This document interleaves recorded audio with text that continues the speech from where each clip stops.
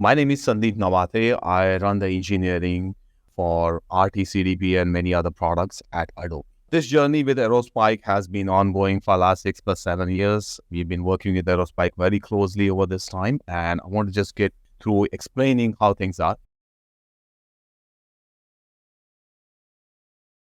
Here's an agenda for my talk today. I'm going to briefly introduce the Adobe Experience Platform and the RT CDP. This acronym will be coming up very often. It means Real-Time Customer Data Platform. Specific problem we're going to be discussing is the query processing within RT CDP, how we achieved essentially efficient solution for extreme scales, and I'll explain what those are, and some of the conclusions and observations we have made as well as the future direction. So to start with Adobe Experience Platform, just want to kind of explain essentially Adobe's larger picture here. Adobe is well known for the products which are Acrobat and Photoshop and many others, which are all the creativity tools. I'm talking about a different aspect of Adobe, which is called the Adobe DX side or the experience side of the business. This is essentially powered by what we call the Adobe Experience Platform. And Adobe Experience Cloud, the centerpiece is the Adobe Experience Platform, which has been built completely organically within Adobe within last 5 or 6 years. Most of the Adobe's well-known solutions, which have been acquisitions in past, all work on top of this platform. And some of those include most recent acquisition like Workfront, Adobe Experience Manager, Adobe Target, Adobe Campaign, the Marketo, etc., etc. Along with that, there are certain new applications that have come up, which is essentially based on the profile and identity, includes real-time customer data platform or RT CDP, which is going to be the focus of this discussion today. Going to the actually next level of details, the Adobe Experience Platform itself, if you were to start looking at it, this is completely organically built within.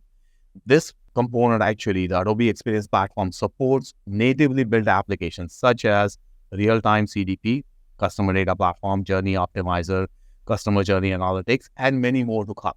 So this is where the connected customer experience gets delivered, and this is the platform that Adobe has been building. This platform has been in production now for the last 3+ years. Here are some of the interesting numbers to kind of look at. Nearly 1,200 brands actually across the globe are using this. There are 450 plus partner integrations that already exist. There are 31 billion profiles. There are 30 trillion or higher queries getting running every single day. This last one, actually statistic, is an important aspect, and the query processing is where our focus is going to be today. Just to kind of look at the business from the perspective of where the customer real-time CDP customer base is, pretty much who's who in the industry at the enterprise scale is working with Adobe today. You're seeing the names here such as Home Depot, Coca-Cola, Workday, etc. All these are well-known names. They are all today using real-time customer data platform. And we will be now getting into just brief description of what an RT CDP is and what are the problems of query processing that we are talking about. The problem that we're going to be talking about is the RT CDP query processing, also known as segmentation. Before getting into the segmentation problem itself, let's start looking at the description of RT CDP itself. Here is the RT CDP schematics that I'm actually looking at. By the name, this is essentially customer data platform. Right at the center, what you're looking here is the customer data. Customer data is at a person level. Okay, in a B2C business, there will be person level profile that's getting built. At B2B level, it will be accounts and businesses, opportunities, leads. These kind of things essentially become the entities for which you're building essentially unified store. That unified store is the key piece of what RT CDP is. On the left-hand side, you have data sources. Data sources are large number of data sources that actually bring in the data. The data arrives as behavioral data, arrives as enterprise data sets such as CRM data sets, federated data sources, partner data. All this data is ingested either in a batch manner or is ingested in a streaming manner. The data gets ingested into the unified profile store. Now, each location that actually provides the data or each channel that provides the data has a different identity. This causes essentially distinct identities that need to come together. As a result, what you're looking at is identity resolution and identity stitching is required. On top of that, the piece that actually becomes very critical is this segmentation or the query processing. So all this data along with identity runs through query processing, and we'll look at the query processing examples itself, what query processing actually involves. And these queries generate what we call audiences. Simplest way to think about audiences is that is a list of users, like list of email addresses, maybe along with first name, last name, or along with the last product the person has browsed, because I'm building an email. That is a communication that is going to the individual person. On the right-hand side, what you have is a large number of destinations. Destinations essentially are the places where these audiences are actually being dispatched to. Typical destinations for the advertising side would be DMPs and DSPs. ESPs, which is the email service providers, essentially where you're doing outbound email channels. You're doing personalization, which is typically the web personalization, in-app personalization. These are the personalization channels. Customer support, help desk, they're operational kind of situations where these audiences are being sent. This is the overall picture of what RT CDP is responsible for. Segmentation is a core piece at the top of it. This is the problem set that we're looking at, the problems that exist here, and how we actually solve it. Before getting into the problems itself, let's understand what the segmentation queries actually look like. I have given 3 examples here. Segment queries come in multitude of forms, and here is a simple English explanations. I didn't want to kind of just explain this in terms of the SQL or any other language, such as what we internally call PQL, profile query language. First example, this is essentially men who visited a website in last 7 days and later purchased a product in last 48 hours from a stores in Western states. If you try to analyze this query, you're looking at essentially data which is profile data, such as attributes about the profile of a man living in a Western state. So these are the attributes that are important. Visited a website in 7 days is a behavioral data set that you have to kind of look at. So now we have 2 data sets. One is profile attribute data as well as behavioral data. And a web visit is essentially happening in 7 days is one other criteria. Last one is that purchased a product in last 48 hours from a store. So here the store needs to be in a Western state and the purchase event, again, a behavioral event in a different data set. And there is also a dependency where the prior event, which is visit to the website, is prior to the purchase. So it's a time series actually sequencing that needs to be done, or a time series join that needs to happen. That's a characteristic of the first example. So you can see that there are 3 different data sets involved as well as a time series join that is actually happening. Second example, it would be a typical of, let's say, an airline. Gold Star members who have been upgraded to Platinum in last 30 days have visited websites in last 1 week multiple times and explored family travel packages. Now, again, here, if you start looking at it is a system that is actually providing the data, ERP system that's providing data about the membership upgrades. Membership upgrades may be coming in real time also, which is streaming manner. Visit on the websites are actually about website visit data, which is behavioral data. Multiple times in a week would requires actually kind of just counting across the time, as well as trying to understand that the visits were specific about family travel packages. So you need to know that the packages that were explored were the family travel packages may require a dimensional join. So that's the characteristic of the second one. The third one comes from a completely different domain. Now we're talking about the data is about accounts and the relationship of people with the accounts. So all accounts with a yearly opportunity greater than $1 million, find all the director level people associated with that accounts who have downloaded the white paper. A completely different characteristics. Again, all 3 examples, you can see that multiple data sets gets involved and multiple joins are required. So this is a typical style of what a segment queries actually mean, and segmentation is happening.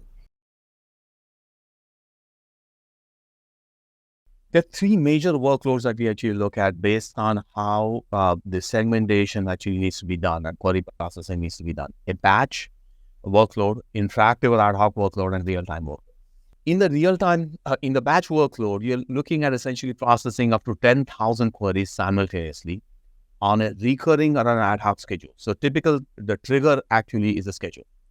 Expected latency is low, hours. Interactive or ad hoc query is typically when somebody sitting at a console typing a query gets a result. The number of simultaneous queries that run is simply number of people simultaneously at the console who are running the queries. We expect that 10 subqueries will be running no more than that. Latency expectation, however, seconds to minutes. Now let's look at the last one, which is the more important of this particular talk, which is real-time actually segmentation. The trigger here is an incoming event, such as a person visits a website, immediately cause a qualification. That's an experience event. A profile update event. If you looked at one of the queries, person getting upgraded from gold membership to platinum is a profile update event that arrived. These are the triggers that cause the segmentation to start. Number of queries to be evaluated, again in 10,000 kind of range. Expected latency is very different, milliseconds. So now we start looking at the workload characteristics are very different. Latency expectations are different. Now, in general, when we start looking at these workloads, there's one particular theme that arises. And we actually look at it in a form like a cap theorem. Just want to explain briefly what this actually kind of means. Size of data. So typically profile data is in tens of terabytes going to several hundreds of terabytes of data. This is the size of the data. Freshness of the data is that the profile data is continuously getting updated. How fresh data you can get, how fresh identities you can actually load.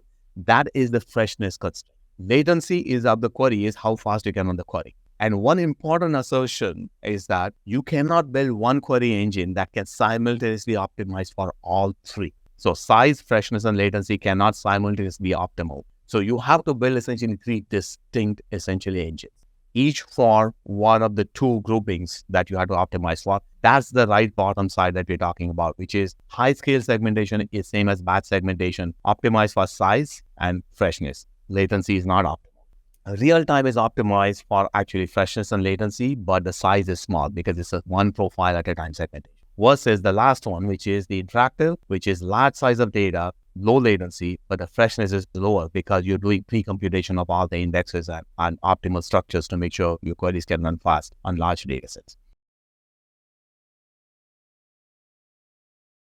Now let's look at the queries and what is the real-time segmentation SLTs actually are there.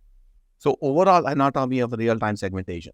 An event arrives as either a batch segmentation event or a streaming segmentation event. Incoming event essentially triggers the evaluation of the query. Up to 20 data sets are loaded for a single profile.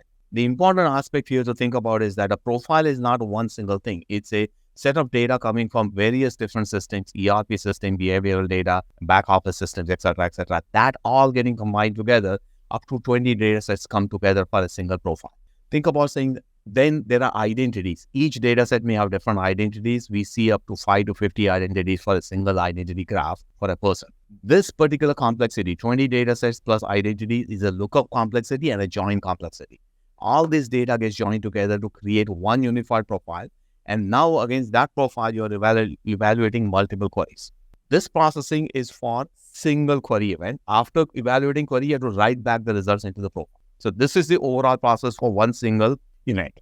Now you start looking at saying that for a one single customer sandbox, what happened? A typical number of event arrival is we are expecting for peak load getting to 100,000 events.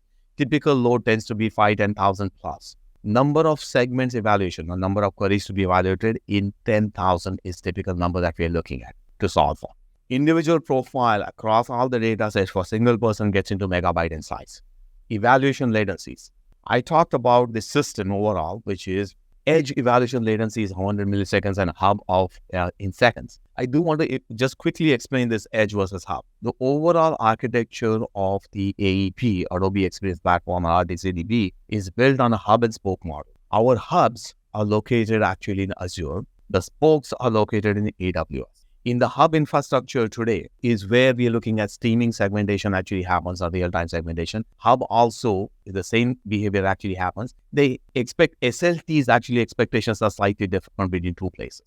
The overall system scale when you're talking about, which is from a single sandbox, now go to the next level, is 2,000 plus sandboxes across all customers. So you see the complexity for one event, for one sandbox, and then for the system level scale. This is the overall complexity. The first version of this system that was actually deployed for doing this real-time segmentation was based on actually doing a direct access lookup against a store, which is the core real-time customer data platform store, what is based on Cosmos DB, looking up the profile, then evaluating all the queries and writing back the results. The observation in that one was that scaling up this particular system for the required SLTs that are coming here was extremely hard. We could not actually get the scales, and I want to show before and after what actually happened.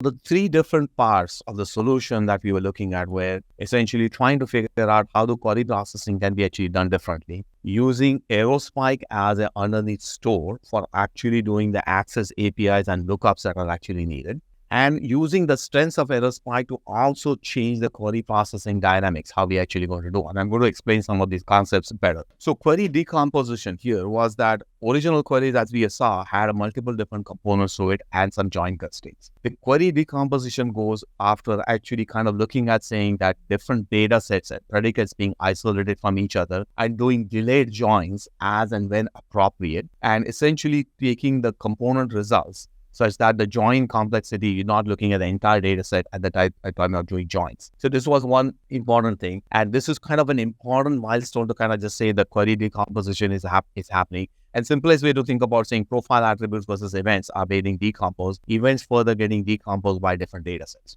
Incremental query processing. This is the other concept we had to get to, that a typical query processing and streaming, you can actually maintain the temp tables and maintain all the data that is actually going by. And against the temp tables, you can keep on evaluating, which is temp table is your typical window of processing, and evaluate queries against it. Now, this kind of processing cycle does not scale for the scales we are looking at and the number of queries we are looking at.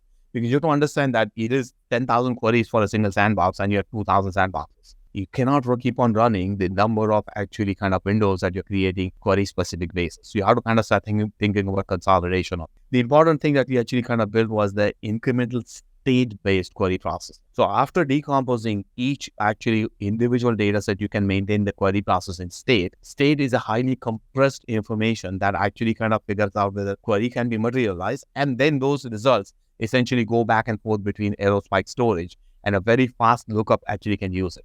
Last one is essentially Aerospike kind of store, which is the data, which is incremental state management goes into Aerospike. The lookups, which are decomposed lookups, are actually coming from Aerospike, as well as storage of the results, which is once you compute the segments, goes back to the Aerospike. If you start thinking about the new process by which this composition actually kind of, the overall process actually starts working, is that you're looking at individual events getting loaded, individual events actually coming either from a pipeline or directly coming on the wire, which is profile update event or a behavioral event. You are essentially starting to process that particular event. The first step is typically just processing the event by itself without loading any data, seeing whether anything is likely to get impacted, if any predicate is likely to materialize.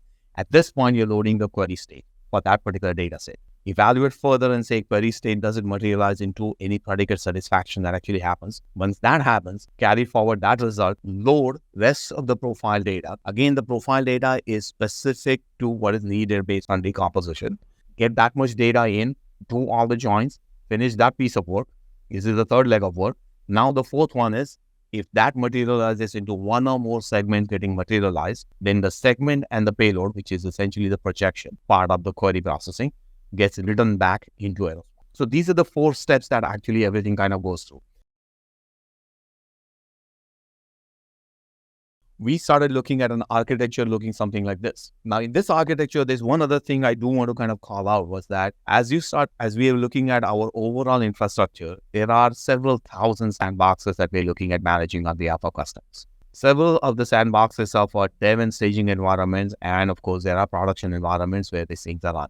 We decided to take an approach of doing a multimodal tenancy instead of going a pure single tenancy. Using namespace isolation within Aerospike, we can actually handle essentially the governance as well as the customer managed keys and several other things. So all the isolation requirements, the encryption requirements are fully manageable using namespaces. So there was a possible way to start thinking that can we combine the low volume clusters all into a single low volume sandboxes into a single cluster, such as dev, staging environments, etc., into a multi-tenanted cluster and maybe build multiple of these. And then for the production large clusters, essentially go single tenanted. And this essentially reduced the total number of managed clusters from Aerospike that we're looking at to a number in several hundreds from several thousands. So it's a reduction of at least 5 to 10x from the numbers that we're looking at, saying we can reduce the number of clusters.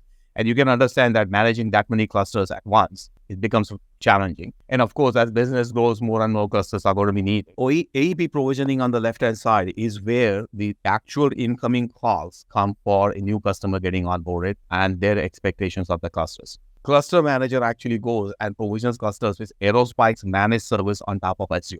These managed clusters are actually managed for certain level of service that is provided. So amount of data and amount of throughput we're going to provide, we manage at that level. The actual real-time application, the one that actually handles real-time segmentation, has to do segmentation, lookup, ingestion, looks up the profile data, profile state information, and writes back the evaluation results. I want to call out some of the actual conclusions and the results that we are seeing. So most important thing was that the scale here, when we start looking at it, improved almost 100x. Okay, we were about a 1500 requests per second. Now we are at 150K requests per second for a single sandbox. That 100x scale improvement happened with the latency improvement, which was at 300 milliseconds with P95.